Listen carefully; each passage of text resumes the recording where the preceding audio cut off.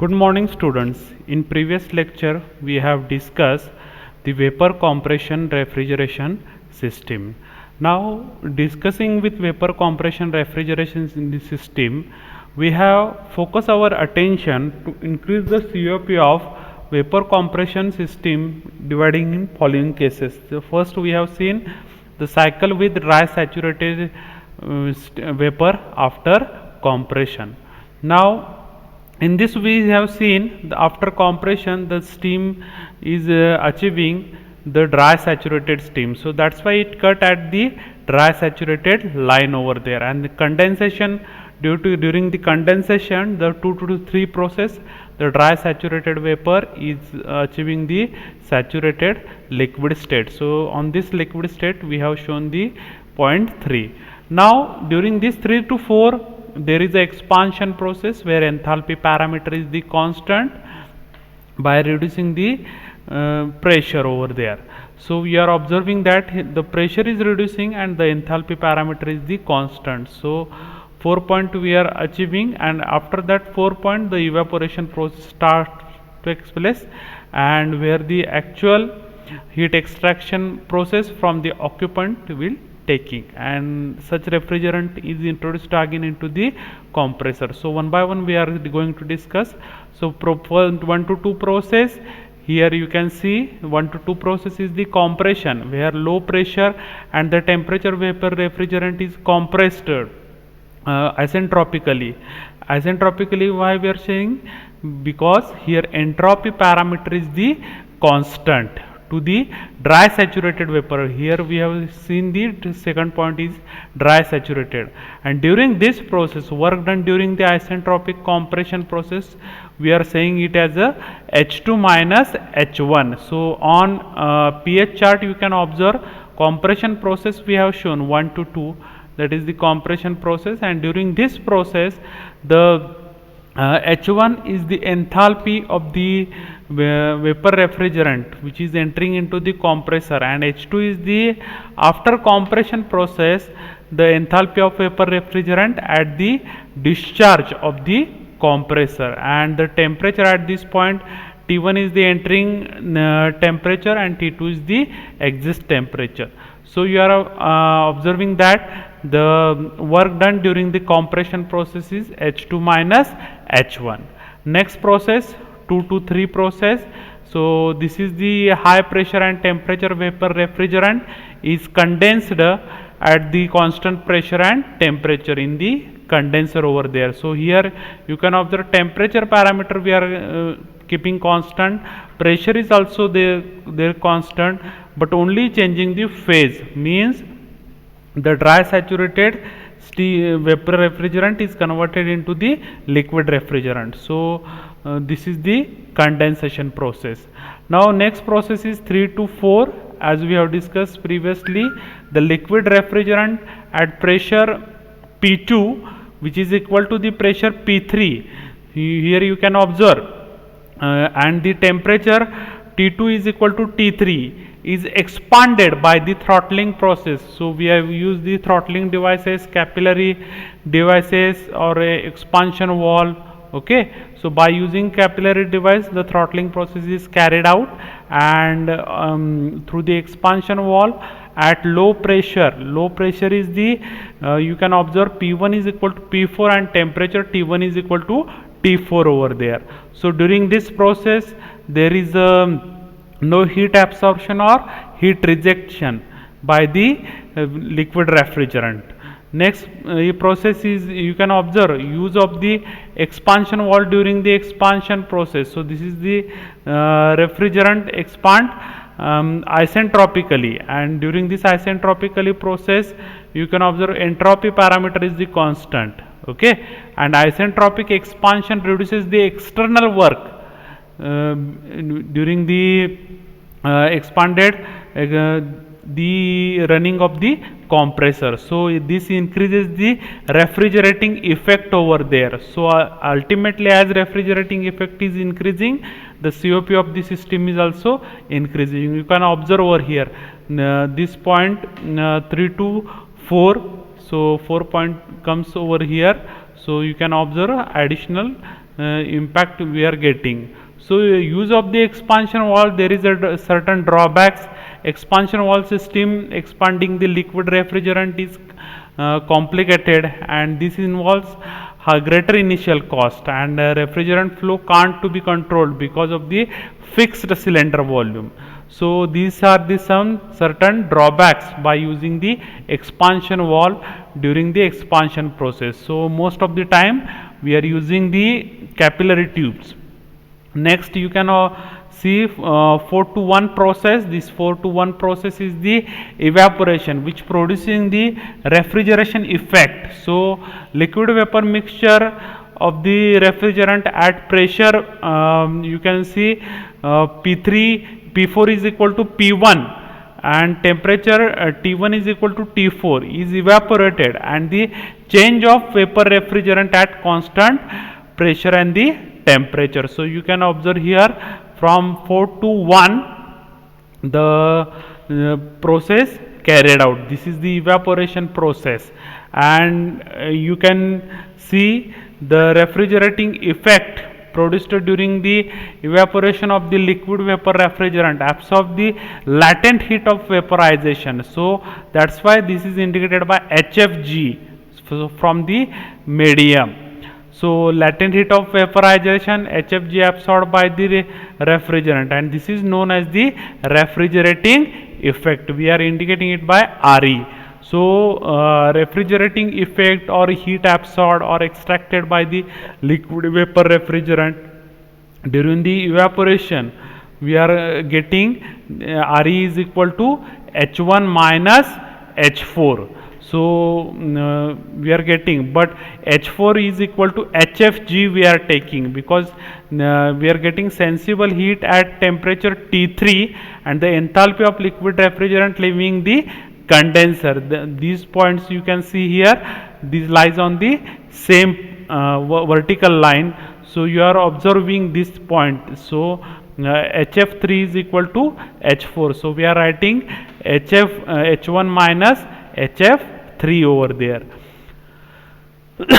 Next we are going to calculate the COP. So during calculating the COP, we know that COP of any refrigerating system, COP is equal to refrigerating effect upon the work done, and refrigerating effect we know that this is the H1 minus H4, and the work done, we are supplying the work to drive the compressor. So this is H2 minus H1 over there. So we are writing here refrigerant COP is equal to H1 minus H4 upon H2 minus H1. So for H4 we can substitute HF3. So this point, because this lies on the straight line, so H1 minus HF3 upon H2 minus H1. So this gives you the COP of vapor compression refrigeration system when the refrigerant is compressed at dry state. So from the pH chart for the dryness fraction at point 4, we can calculate X4 is equal to H4 upon HFG.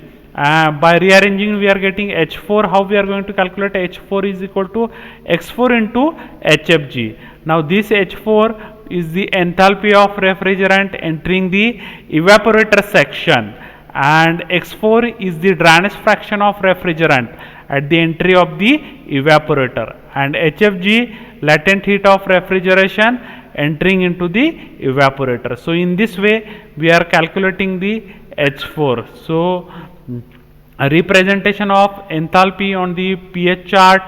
So one we have to calculate the H1. How we are going to calculate H1? H1 we are calculating same way. We know that the dryness fraction at point 1, it is refrigerant leaving the evaporator or the entry of the compressor over there. So we are calculating here X1 is equal to H1 upon HFG. So we are saying H1 is equal to X1 into HFG. So as we are seeing, H1 enthalpy of refrigerant leaving the evaporator or entering to the compressor, or X1 is the dryness fraction of the refrigerant leaving the evaporator, and HFG is the latent heat of refrigerant entering the evaporator. So in this way we can calculate the value of H1. H2 is lies on the dry saturation line, H3 lies on the liquid saturation line. So we are getting all these points. So here we have written, if the liquid heat or latent heat, liquid heat means H1 and the latent heat is HFG of the refrigerant at the evaporator temperature is the known, then how we are going to calculate the enthalpy at point 1? We are calculating H1 is equal to HF1 plus X1 plus HFG1. So in this way we can easily calculate the enthalpy at point 1 over there. So H2 we are calculating HF2 plus X2 into HFG2. So here it lies on the dryness fraction line, so value of X2 is 1. So we are saying H2 is equal to HF2 plus HFG2. Next, whenever we are going to calculate the entropy S1 at point 1. So S1 is equal to S1 we are going to calculate. So how we are going to calculate? S1 is equal to SF1 plus X into HFG1 upon T1. How we are writing this one? See here, we are saying that the entropy of the refrigerant at the exit of the evaporator or entry of the compressor we are going to calculate. So if the liquid entropy and the latent heat of the refrigerant at the evaporator temperature is known, at that point only we are going to calculate the entropy at point 1. Similar way we can calculate entropy at point 2, but this second point lies on the dry saturation line. So same way S2 is equal to SF2 plus X2 into HFG2 upon T2. So value of X2 dryness fraction value is 1.